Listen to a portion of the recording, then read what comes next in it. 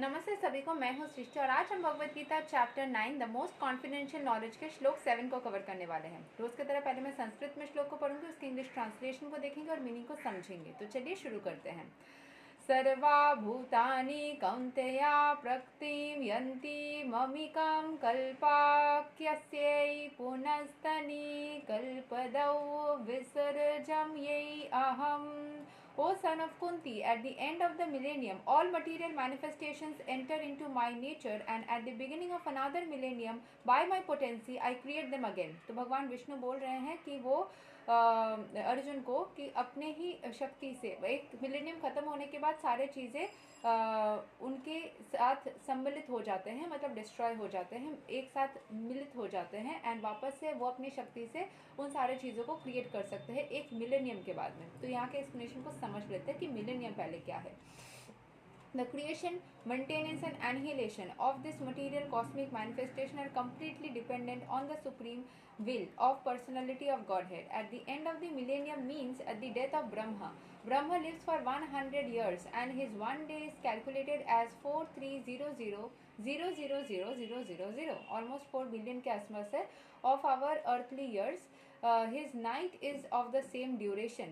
His month consists of 30 such days and nights and his year has 12 months. After 100 such years, मतलब एक दिन में बस 4 billion अगर हमारा ईयर अर्थली ईयर है, वैसे आपके पास में उतने ही रात है, तो वो एक कंप्लीट डे है। उसके बाद में उतने डेज 12 मंथ्स, वैसे ही पूरा स्ट्रक्चर है, वैसे वो 100 ईयर्स तक जीते हैं, मतलब इसे huge amount of time.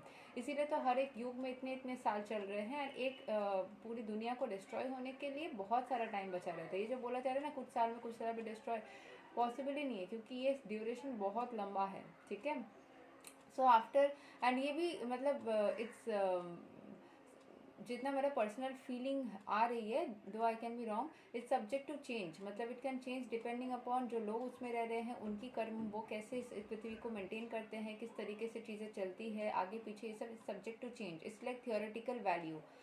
After 100 such years, when Brahma dies, the devastation or annihilation takes place. This means that the energy manifested by the Supreme Lord is again wound up in himself.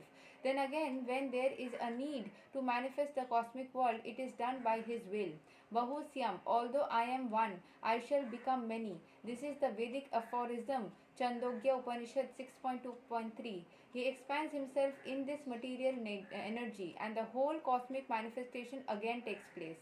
ठीक है, सो यहाँ पे यही बोला गया है कि अगर चाहे ईश्वर तो वो पूरी दुनिया को, जैसे एक मिलेनियम बाद ही वो वैसे ही स्ट्रक्चर की गई है कि वो डिस्ट्रॉय हो जाएगी और वापस से वो अपनी शक्ति से उसको स्टार्ट कर सकते हैं। अगर वो पूरी यूनिवर्स को वैसे डिस्ट्रॉय एंड स्टार्ट कर सकते हैं, तो हमारे लाइफ के छोटे छोटे प्रॉब्लम्स को नहीं कर सकते हैं।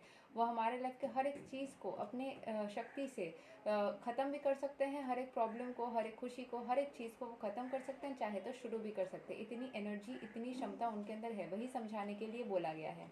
यही तो था श्लोक number 7 of Bhagavad Gita chapter 9। अगर आप लोगों को मेरे भगवत गीता के श्लोक अच्छे लगते हैं तो चैनल को ज़रूर से सब्सक्राइब कीजिएगा, अपने फ्रेंड्स एंड फैमिली के साथ में शेयर कीजिएगा और वीडियो को लाइक कीजिएगा। एंड मेरे जो प्लेलिस्ट है भगवत गीता सीरीज़, इसको फॉलो भी कीजिएगा। एंड साथ ही साथ मैं टैरो रीडर भी हूँ, साथ में मेरे और भी different kinds of videos and shorts मैं अपलोड करती हूँ। वो सब कैसे लगता है वो भी आप लोग बता सकते हैं कमेंट करके। मिलते हैं अगले वीडियो में, तब तक के लिए हरे कृष्णा, राधे राधे, जय श्री राम।